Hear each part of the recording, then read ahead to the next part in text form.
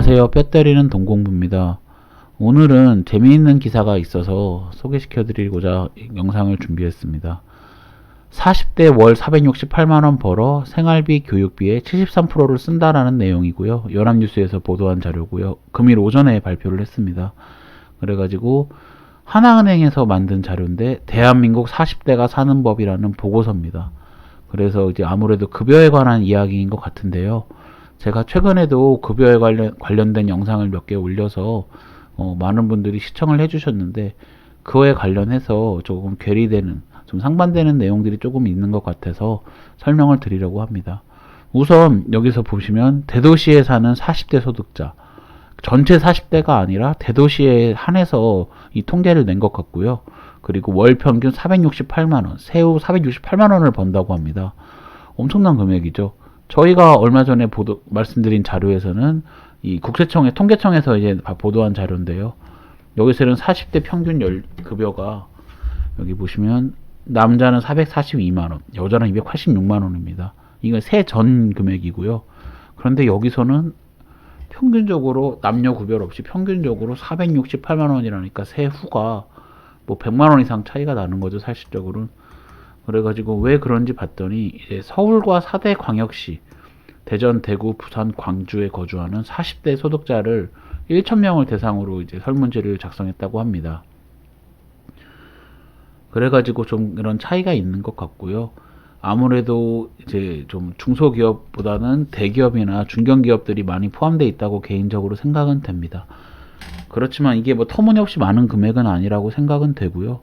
뭐 중소기업에 다니더라도 40대 때 이 정도 금액을 받는 기업도 있는 거고 아닌 기업도 있는 거고, 근데 보통 이제 본인들이 처한 주변 환경만 보고서 그렇게 말씀하시는 경우가 많은데 뭐 진짜로 돈 많이 받는 분들은 정말 상상도 못할 만큼 많이 받는 경우도 있더라고요. 그래서 이제 보고서에 따르면 이들 40대 소득자의 평균 세후 소득은 월 468만원, 중위값은 400만원이라고 합니다. 중위값은 이제 가운데 값이죠. 그래서 중위값은 좀 그나마 인간적이네요. 중위값은 400만원이라고 하고 이중 73%는 343만원을 생활비와 자녀 교육비로 지출을 했다고 합니다. 그래서 자녀 교육비가 61만원이 들었고 그 외 지출이 282만원이 들었다고 해요. 생활비로. 그리고 남은 돈으로 저축과 투자에 쓴 돈은 126만원에 그쳤다고 합니다. 제가 이 영상을 통해 말씀드리고 싶은 거는 뭐냐면, 이렇게 많이 버는 사람들, 어쨌든 이분들은 대한민국 40대 평균보다는 많이 버는 거잖아요, 지금 보면은. 왜냐면은 대도시의 사람들만 평균을 낸 거니까. 아까 보셨듯이 대한민국 평균은 딱 이 정도 수준입니다. 남자 442만원, 여자 286, 세전. 근데 여기는 세후니까 적어도 500 이상은 훨씬 넘는 사람들이고, 이분들이 어떤가, 이분들 정도 벌면은 노후가 괜찮은가를 좀 보고 싶어서 이 영상을 좀 제작을 하게 된 거고요.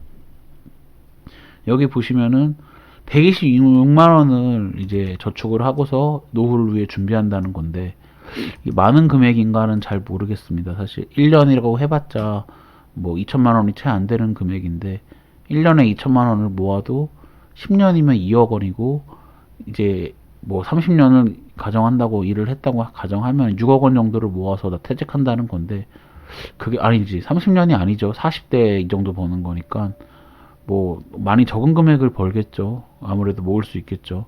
어쨌든 이 126만 원이라는 저축을 한다는 거가 과연 만족스러울지 보면은, 혼인 상태별로 보면 미혼일 때는 342만 원을 벌었다고 하고요. 그리고 맞벌이일 경우에는 615만 원을 번다고 합니다, 가정이.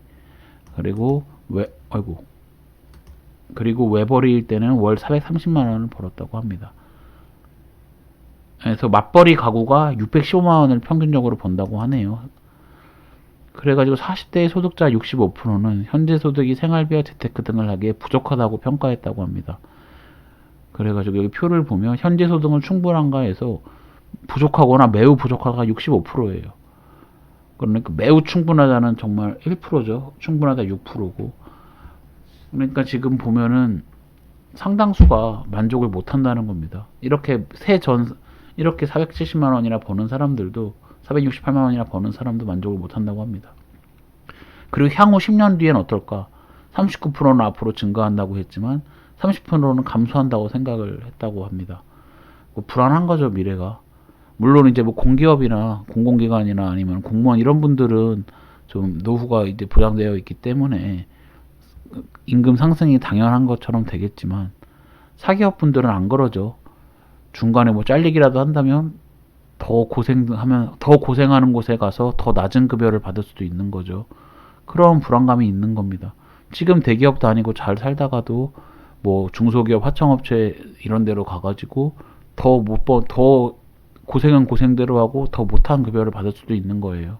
그런 게 이제 이렇게 전망을 엇갈리게 나온 거고요. 소득에 대한 전망이. 그리고 이제 자산 같은 총 자산은 평균 4억 1천만 원이라고 했습니다. 중위값은 2억 5천만 원이고 40대 이상 절반이 52%가 총 자산이 3억 미만이라고 했습니다. 그리고 10억 이상인 사람이 12%고요. 아마 이제 이분들이 아마 평균을 많이 올렸겠죠. 중위값이 2억 5천만 원인 거 보니까 자산이 생각보다 많이 없습니다. 이 자산이 순자산인지 대출을 포함한 자산인지는 모르겠지만 어쨌든 생각보다 자산은 상당히 부족합니다. 그 소득급여에 비해서 제가 생각하기에는. 어쨌든 이제 이렇게 금융자산은 평균 7천만 원, 1억 이상을 보유한 사람 28% 정도 돼 있다고 하는데 자가주택이 있는 경우는 한 반 정도 되네요. 56%. 그래서 이렇게 40대들이 지금 어쨌든 대도시에 있는 서울과 4대 광역시에 있는 대도시에 있는 40대들이 평균 468만 원의 세후를 받는 통장에 찍히는 이 사람들이 불안하다는 거예요, 지금. 소득에도 만족하지 못하고 소득 전망도 30%는 감소할 거라고 생각이 된다고 하고 그리고 지금 수준을 유지할 것이다 32%네요. 딱 3분의 1, 3분의 1씩이네요. 어쨌든 제가 볼 때는 이 사람들도 충분하지가 않은 거예요.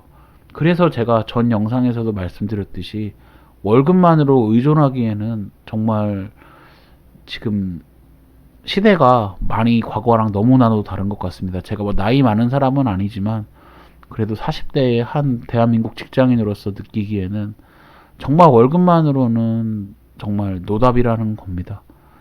월급만으로는 노후에는 진짜 준비가 아무것도 안 될 것 같아요, 저는.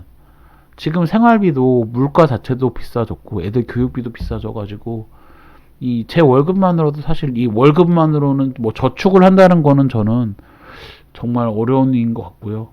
그래서 최대한 일단은 뭐 이 주식을 하든 부동산을 하든 뭐라도 뭐 막말로 코인을 하더라도 돈을 벌어야 되는 건데 사실 코인 같은 경우는 저는 아직까지 확신이 없어서 함부로 말씀을 못 드리겠습니다. 분명히 미래에 정말 쓸 수 있는 자산, 금융 가치가 있는 상품인 거는 맞다고 생각이 되는데 지금 가격이 적정한지 아닌지를 판단이 안 돼요. 그렇기 때문에 제가 투자를 못 하겠어요. 주식 같은 경우는 제가 그래도 나름대로 어설프지만 기업을 분석을 할 수 있잖아요. 공개된 정보들이 있고. 그래서 이 주가가 지금 적정하다. 이 주식이 이 기업이 버는 금액에 비해서 싸다. 이런 거를 판단할 수 있어서 저평가된 기업을 사들일 수가 있는데 이 코인은 사실 실체를 제가 잘 모르겠습니다. 아직 제가 공부를 덜 해서 그런지. 그래서 제 기준에는 우량주에 투자하는 것과 부동산밖에 없다고 생각을 해서 지금 이렇게 하는 거고요. 물론 이제 저보다 능력 뛰어나신 분들은 이렇게 유튜브나 블로그 같이 부수입을 노리시는 분도 있겠죠.